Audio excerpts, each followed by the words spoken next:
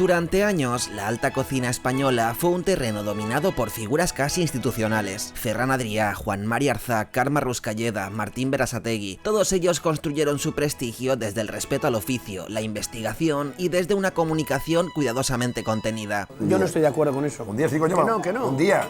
¿Que ni un día? ¿Por qué no? ¿Del día? No. Yo, anchoa de ayer. Igual que el pescado, sí. Blanco. Porque tiene que soltar agua. Ah, coño, y la gamba blanca no hay ningún problema. No tiene que soltar agua. Hay la gamba roja. ¿No? Tampoco puede ser. Cada bicho es diferente. Incluso los más creativos, los que desafiaban la técnica o rompían el plato en favor de la idea, como Andoni Luis Aduriz, Quique da Costa, Ángel León o Albert Raurich, lo hacían sin salirse demasiado del molde. Chaquetilla blanca, tono comedido, vocación de laboratorio. El cocinero podía ser un visionario, pero debía parecer un académico. Fuera de nuestras fronteras, alguna excepción ha habido. Marco Pierre White, por ejemplo, que en los años 80 llevó a las cocinas británicas una actitud más propia del circuito punk. Temperamento salvaje, retratos en blanco y negro con cigarro en mano, un discurso lleno de rabia y romanticismo autodestructivo. Why do I do it? Well, basically, I'm here 18 hours a day, 6 days a week. This is like my house. This is like my home. Pero aunque él jugaba en el fondo a representar ese arquetipo de genio maldito, la narrativa seguía intacta a pesar de la pose rupturista. Y entonces apareció David Muñoz. Primera obsesión es intentar tener la certeza que esto es muy difícil conseguirlo, de que no se parece a nada. Estar casi convencido que esto no lo está haciendo nadie.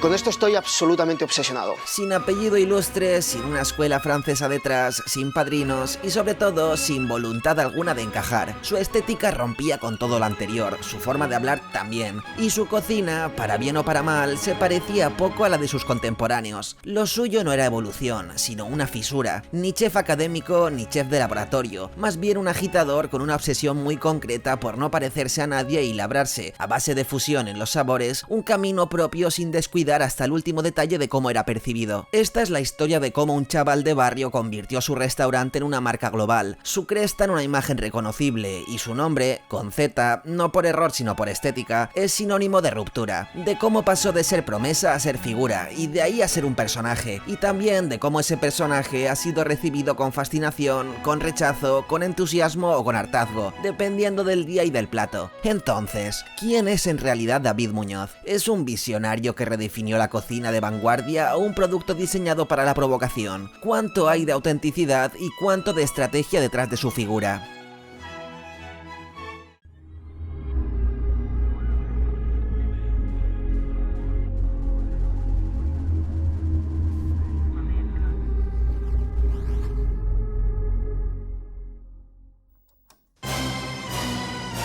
David nació en 1980 en La Elipa, un barrio obrero del noroeste de Madrid. Ni cuna de artistas, ni epicentro gastronómico, ni nada. La Elipa, un barrio fundamentalmente obrero, era, y en parte sigue siendo, un barrio donde la vida se vive deprisa, con fútbol en la calle, bocadillos de lomo y queso y bares que sirven lo justo. Allí creció David Muñoz Rosillo, sin contacto directo con la alta cocina. Su padre Agustín trabajaba en una aseguradora automovilística y su madre Rosa era ama de casa. A los 14 años, sus padres, sin saber en lo que desencadenaría, lo llevaron a cenar a Viridiana, el restaurante de Abraham García. Aquel comedor, aquella cocina de autor con sus platos cargados de referencias culturales, le volaron la cabeza, no tanto por lo sofisticado, sino por lo intenso, por el sabor, por la sensación de que un plato podía ser algo más que comida, podía tener personalidad, discurso, humor, incluso mensaje. Fue, como ha contado él mismo, una epifanía. Aquel día entendió que se podía cocinar como forma de expresión, y a partir de ahí comenzó la obsesión. Durante un tiempo, sin embargo, esa nueva vocación convivió con otra que ya arrastraba de antes, el fútbol. Han dicho que eras pelotero de los buenos, jugando en el Atlético de Madrid, que, vamos, ibas para profesional. Sí, hubo una época que se me daba bien, la verdad. Sí. Hubo una época que con 16 años estaba jugando con el Segunda B del Atlético de Madrid, que en aquel momento se llamaba Atlético Madrileño,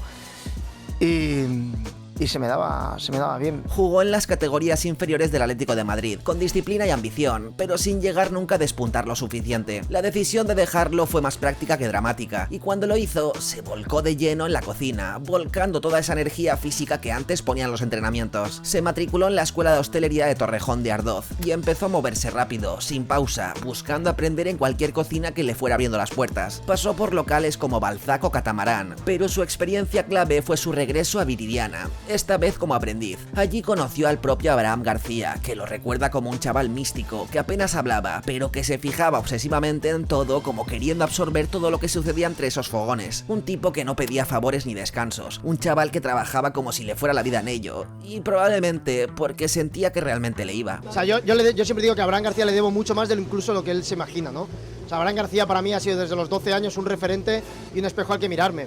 Cosa que él sí sabe, pero que pocas veces me hace caso, ¿no? Pero para mí Abraham, si hay una persona vinculada a mi carrera y si para mí hay un personaje, un cocinero olvidado en la gastronomía española, es Abraham García sin duda, que es un auténtico crack, o sea, es un puto referente para mí a todos los niveles. Pero el salto real vino cuando decidió marcharse a Londres. Lo hizo junto a su entonces pareja, Ángela Montero, que además de pareja era traductora, compañera de ruta y pronto también socia. Allí, en una ciudad que no se parecía nada a su barrio, se enfrentó a cocinas de altísimo nivel y ritmos demenciales. Entró en Orrery, después en Nobu, en Locanda Locatelli y sobre todo en Hakkasan, un templo de la cocina asiática contemporánea. Y luego me fui a vivir a Londres, allí estuve 5 años.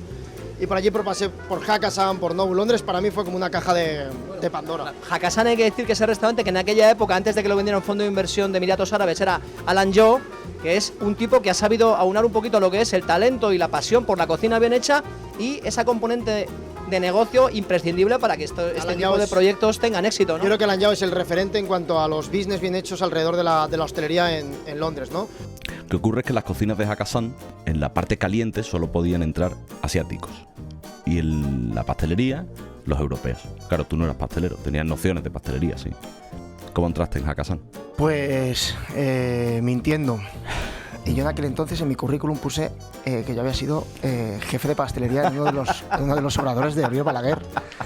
Entonces, claro, pues además Oriol en aquel entonces acaba de ser uno de los jefes de pastelería del Bulli, había montado su pastelería, con lo cual pues todavía más era su nombre internacional, ¿no? Y bueno, pues me hicieron la entrevista y yo dije, oye, pues sí, pues yo controlo todo, soy una absoluta máquina en esto de la pastelería.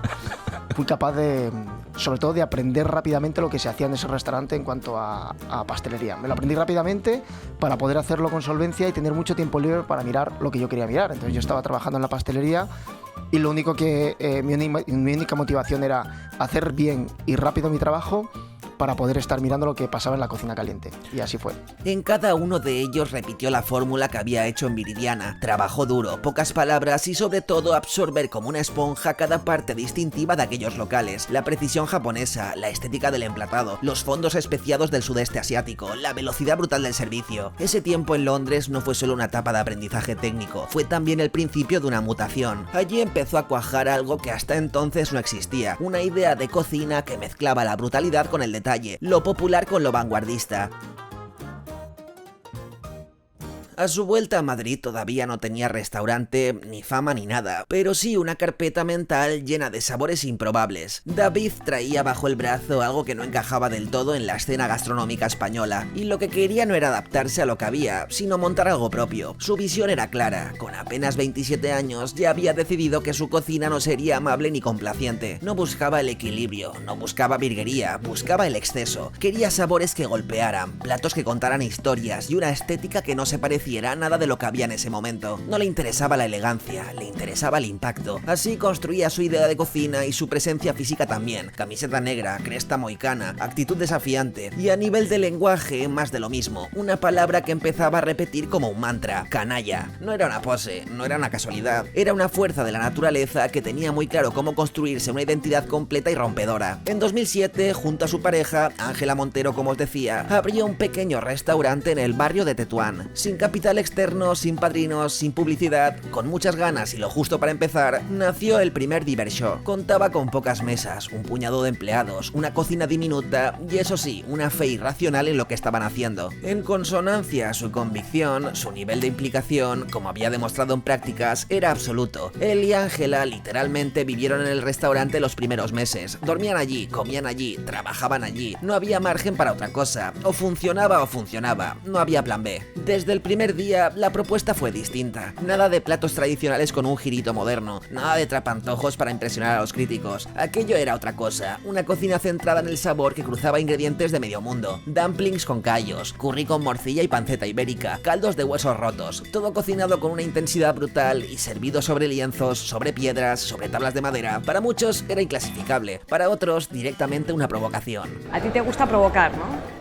Honestamente, vamos a ver, no es que me guste. O sea, a mí me gusta ser consecuente con cómo pienso y con cómo veo las cosas. Pues eres provocador. Y en ocasiones esto implica provocación. Y no me siento incómodo con la provocación. Y claro, ese ruido no tardó en convertirse en eco. En 2008, apenas un año después de abrir, lo nombraron chef revelación en Madrid Fusión. Un reconocimiento que lo puso en el radar gastronómico de un país que por aquel entonces ya era una de las potencias gastronómicas más reconocidas del mundo. ¿Por qué dicen que tu cocina es asiático cañí? ¿Qué es eso? Esta fue la primera forma que alguien catalogó nuestra cocina. Cuando vas a Diverso a día de hoy encuentras la cocina de Diverso, encuentras la cocina de David Muñoz y no se parece a nada. Fue tal su impacto que tan solo un año más tarde la guía Michelin le concede su primera estrella. Había llegado su punto de inflexión. Ese chico con cresta ya no es solo una rareza de barrio que hacía platos raros con nombres raros, ya era el dueño de un restaurante con estrella, y eso lo cambia todo. El joven de barrio y con cresta empezó a ocupar un lugar incómodo dentro del mapa gastronómico español. Incómodo porque no encajaba, porque no venía de la escuela francesa, ni del País Vasco, ni del Bulli, ni de una saga familiar. Y encima, David no se calla, porque no pide permiso y no disimula su ambición. A partir de ahí, la leyenda no empieza, se construye. A pulso, con método, con tensión, con mucha hambre aún, aunque ya contaba con un lugar en la mesa de los grandes. Después de aquella primera estrella, el ascenso fue casi vertical. En 2010 llegó la segunda, y en 2013 la tercera. En solo 6 años, David Muñoz había pasado de cocinar en una calle anónima de Tetuán a dirigir el único restaurante con 3 estrellas Michelin de Madrid. Y es verdad que la tercera estrella fue como un tsunami, no solamente en Diverso, por supuesto, sino también en la gastronomía en España en general, porque bueno, venía a reconocer con 3 estrellas un tipo de restaurante que en aquel momento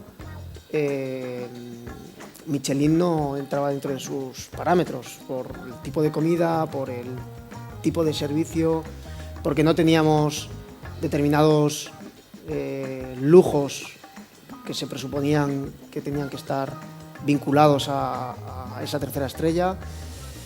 Y por ello yo creo que fue muy aplaudida por muchos y muy criticada por otros, ¿no? Aquel reconocimiento lo colocaba en la cima, sí, pero también lo empujaba a redefinir el terreno de juego, porque si algo tenía claro era que no quería ser un 3 estrellas Michelin convencional. No quería manteles de hilo, ni silencio en la sala, ni esa solemnidad opaca con la que la alta cocina solía envolverlo todo. ¿El nombre de David cuándo aparece?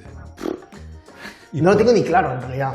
Esto aparece porque empezamos a hacer nuestra propia vajilla de los lienzos con los chicos de Luesma y Vega. Y entonces, hablando un día con Esther, me dice, ¿por qué no le ponemos algo, el logo o lo que sea? Y yo qué sé, Dios. Ponemos David, pero David, hay muchos Davides. Y dije, pues ponle David con B con Z, como, creo que fue algo así, ¿eh? Y te pusimos en los lienzos David. Y a partir de ahí,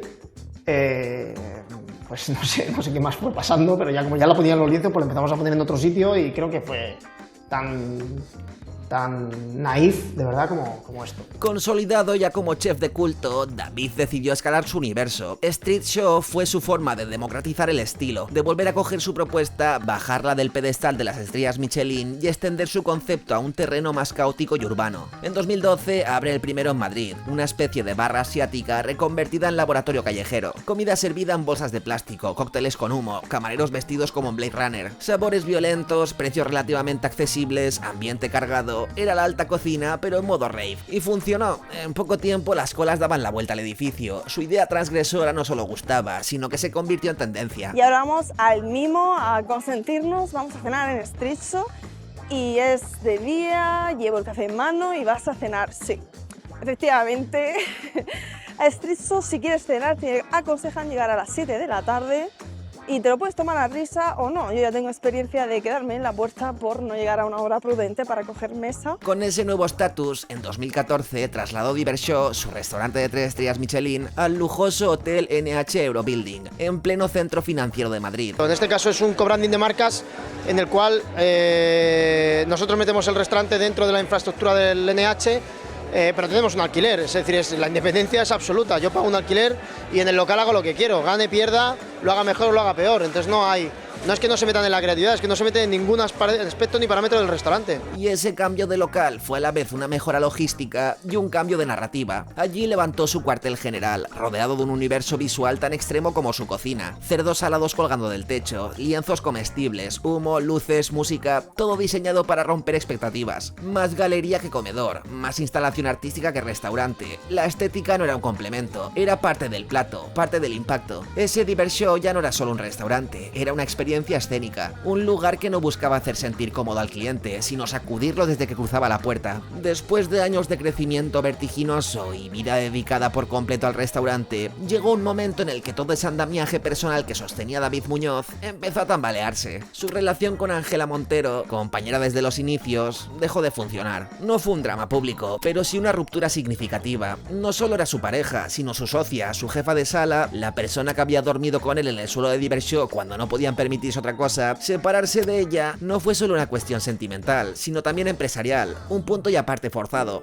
En medio de esa reconfiguración personal y profesional, apareció Cristina Pedroche. El primer contacto, según los protagonistas, fue en 2014, durante una entrevista para la televisión. Nada demasiado trascendente, pero se ve que algo quedó flotando en el aire. Poco después empezaron a hablar por Instagram y empezaron los encuentros. Y claro, como todo en la vida de David, la cosa fue vertiginosa y personal. Es decir, que en menos de un año estaban casados. Ah, y también lo hicieron en secreto, en su propia casa, sin prensa, sin invitados, solo ante un notario y 2 testigos. Una ceremonia mínima en contraste con la visibilidad que ambos manejaban en sus respectivas esferas. O sea, yo me quiero casar con él desde el día que le vi, dije, quiero casarme con él, tener hijos con él y envejecer toda la vida con él. Desde fuera fue un giro inesperado, desde dentro parecía una alianza natural. Cristina tiene todo lo que siempre había soñado en una mujer, incluso lo que ni me había imaginado soñar. O sea, tiene todo, o sea, es divertida, es inteligente, me encanta su amistad, me encanta estar con ella, me encanta cómo es de emprendedora,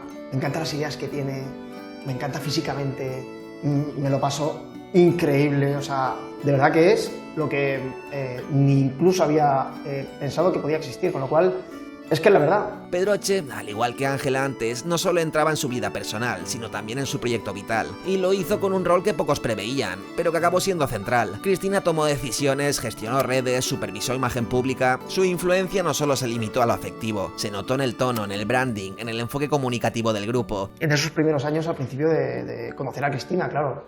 Yo recuerdo que yo era una persona muy conocida dentro del mundo gastronómico y en el mundo de la sociedad, en parte también ya nos habían dado la tercera estrella. Claro, lo que pasa es que lo otro ya fue, de repente te encuentras con que un día sales de trabajar y tienes paparachis en la puerta. La cocina fue un trampolín, pero la televisión fue la catapulta. Hasta mediados de la década de 2010, David Muñoz era un chef reconocido, pero todavía dentro del perímetro de los gastrónomos, las guías, los foodies. Pero con la llegada de Cristina y sobre todo con la serie documental El Chef, eso cambió. La elaboración nos dejó exhaustos. Sangre, fuego y transgresión. Lo vas a saborear, lo vas a disfrutar, enloquecerás. Nunca nada te ha sabido igual. Tomad y comed.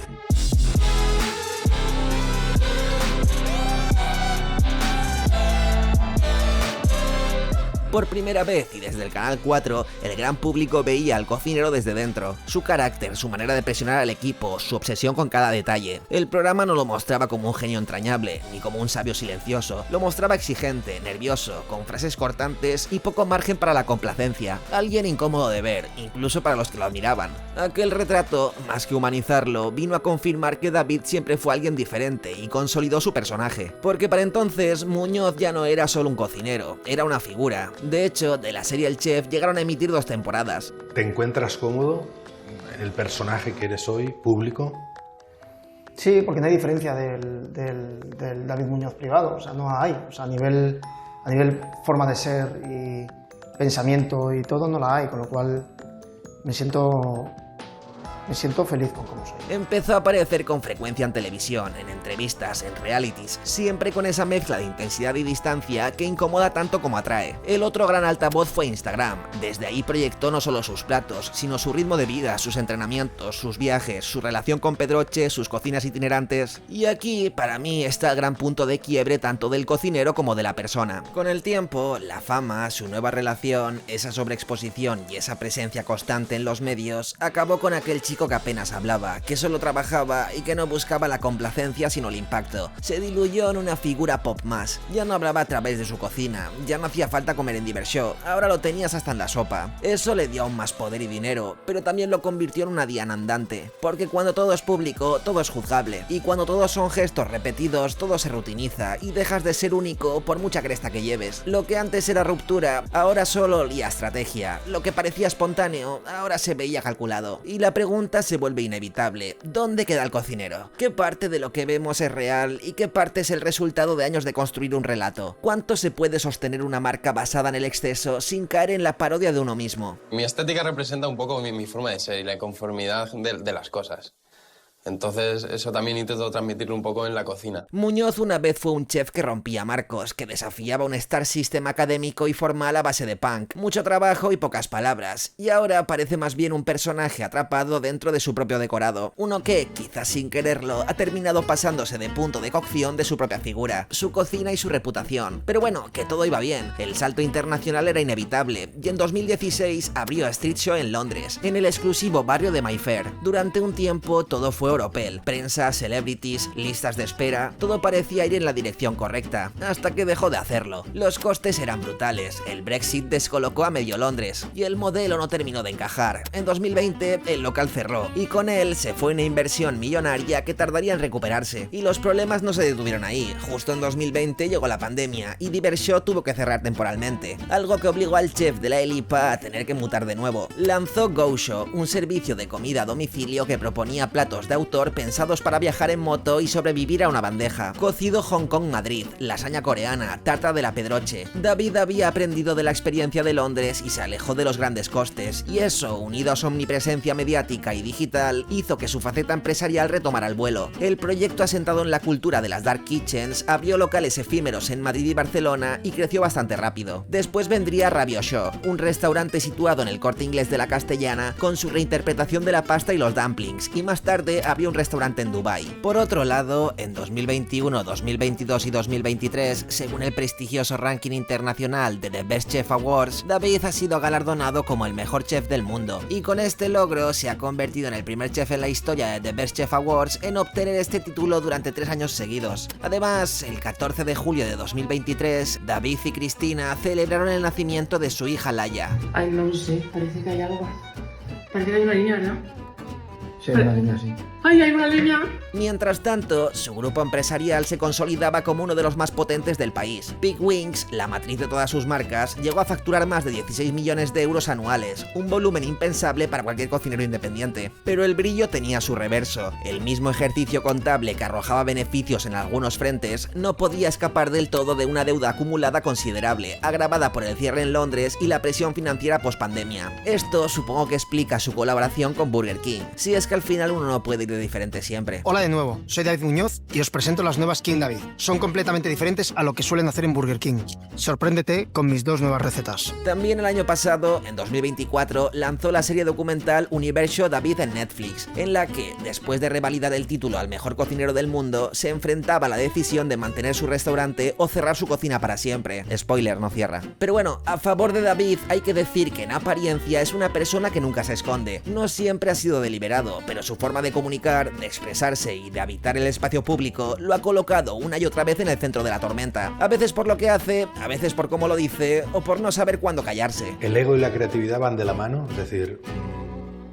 Es que hay veces que la palabra ego siempre está asociada a connotaciones negativas y hay muchos tipos de ego. O sea, hay egos que están bien. Es decir, cuando yo te digo que lo que hacemos yo creo que está bien, que me gusta, creo que es único, Es una forma de ego. Una de las primeras grandes fricciones ocurrió con la paella, o mejor dicho, con su versión de la paella, que llamó paella madrileña y que incluía ingredientes como garbanzos, chorizo, morcilla, caldo de cocido. Pues la paella en Valencia es donde peor lo hacen. Vete a cualquier lado y te harán una paella mejor. Que tú lo piensas y no tiene sentido. Es como si en Chueca te dieran mal por culo. Un plato que en verdad no se presentó como una reinterpretación, ni como provocación, sino con la aparente inocencia de quien solo busca jugar con los sabores de casa. Pero claro, ya conoces a los valencianos. No nos metas chorizo en la paella. Las reacciones fueron inmediatas. Desde artículos en prensa indignada hasta usuarios en redes exigiendo que se le retirara el derecho a pronunciar la palabra. Muñoz no rectificó, tampoco se disculpó, ni siquiera entró en debate. Publicó el plato, aguantó la ola y siguió. Otra de sus polémicas fue cuando decidió entrar, aunque brevemente, en terreno político. Durante la pandemia, cuando Madrid ardía en restricciones, gestión sanitaria y polarización, David salió a defender la figura de Isabel Díaz Ayuso. Quiero agradecer tanto a la comunidad como al ayuntamiento, tanto al alcalde como a la presidenta, porque creo que nos han cuidado mucho a los cocineros dentro de lo posible. Se ha hecho lo máximo que se podía hacer para que nosotros pudiésemos seguir desarrollando nuestro trabajo. Y aunque para muchos cocineros era un gesto lógico, para otros fue una alineación pública con una figura partidista, en un momento de alta tensión política. Pero bueno, quizá la polémica más comentada fue el precio de su menú en Divershow. Cuando en 2023 anunció que el precio subía hasta los 365 euros por comensal, muchas críticas llegaron con la pregunta habitual: ¿hasta qué punto esa cocina rupturista con orígenes de barrio ya no era simplemente lujo? Está para obreros, está para estar por la zona de Diverso trabajando por allí y en la hora de comer decir a tus compañeros, vamos a Diverso, que hay menú. La respuesta de Muñoz fue tan provocadora como desconectada. Él dijo que su restaurante no era para ricos, que era para gente que ahorraba, que lo deseaba, que lo planificaba, igual que los que iban a un concierto a ver a Rosalía o a ver un partido de Champions. La comparación no gustó, no por el precio, sino por el tono, por esa sensación de que se hablaba desde una burbuja y vendía esa idea de ahorrar 365 euros para una cena como algo que podía hacer cualquiera. Era una respuesta punky, pero claro, que arrimaba mucho el asco a la sardina. Así que las redes estallaron, hubo memes, insultos, análisis, artículos, y como en otras ocasiones, él no se movió ni un milímetro. Lo dijo, lo mantuvo, lo dejó pasar. Bueno, chavales, pues nada, os voy a demostraros que el Diverso de David Muñoz de 365 euros es una puta mierda, mirad, chavales. Ya está cocida la pasta. Un pavo 20, queso rallado free y salsa vegana free. O sea que 1,90 en total. Bueno, y un poquito de sal, chavales, ya está, mirad.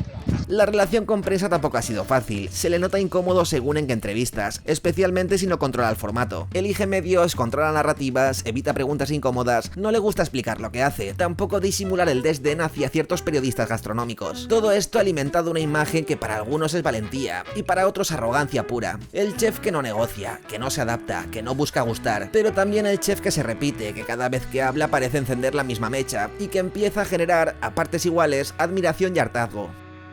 Cuando uno repasa la trayectoria de David, es difícil no quedarse atrapado entre extremos. Por un lado está el talento incuestionable, el cocinero que ha sido capaz de construir un lenguaje propio, una cocina sin precedentes en España, un estilo que no imita a nadie. Pero por otro está el personaje, el relato, la marca, la forma en la que se ha expuesto, se ha narrado y se ha vendido. Y lo complicado es separar una cosa de la otra sin que todo se venga abajo. Como decía antes, hubo un tiempo en el que David Muñoz no solo fue un chef estrella al uso, fue un caso, un fenómeno, un ejemplo diferente de cómo, en el siglo XXI, la figura del cocinero ha dejado de ser solo un oficio para convertirse también en identidad pública, en producto cultural, en discurso de autor. ¿Es un revolucionario? En muchos aspectos quizás sí. Ha abierto puertas estéticas, narrativas y comerciales. Ha forzado el sistema a asumir que el cocinero también puede ser incómodo, disruptivo, incluso agresivo. Pero, ¿es también un narcisista? Pues decidme vosotros. ¿Ha acabado exponiéndose demasiado y convirtiéndose en algo parecido a lo que una vez pareció desafiar? Si me preguntáis a mí, pues pienso que sí. Porque en ese afán de hacer de sí mismo un universo, ha terminado girando en torno a su propia figura. Hay algo de necesidad constante de reafirmación, de validación pública, de escenificación del yo. Chef o performer, creativo o empresario, mito o marca. La respuesta, seguramente, es que es todas esas cosas a la vez. Soy David Muñoz, cocinero, hostelero y empresario. Al principio no quiso parecerse a nadie, ni a Adrián, ni a Arzac, ni a nadie de los que vinieron antes. Y eso, en un mundo bastante formal y buenista, donde se vende mucha innovación, pero en el fondo se premia la repetición, no es poca cosa. Pero viendo su evolución como figura pop, teniendo en cuenta que si dices su nombre, ya lo primero que te viene a la mente no es su rupturismo, sino Cristina Pedroche, pues ¿qué queréis que os diga? A mi entender, David Muñoz no deja de ser un síntoma más de un momento, de una época en la que todo puede convertirse en espectáculo, incluso el fuego, incluso el hambre, incluso el trabajo de un cocinero que solo quería hacer algo distinto. Fíjate que yo llevo escuchando 15 años que me va bien porque estoy de moda. Moda más larga, ¿no? 15 años ya se puede llamar de otra forma, pero no es moda, ¿no? Pero, o sea, a día de hoy lo escucho probablemente más que nunca. Muchas gracias. Y como siempre, mucho amor a mis Patreons, Arane, Runic006, Sark Johnson, Pablo Maque, Paco Cholbi, Dali Spain, Oblitu, Moister is My London Reviews, Juan Omeva, Xusco López, Íñigo Zenozuarte, Pablo Gil, Ignacio Moreno y sobre todo, André Huepe.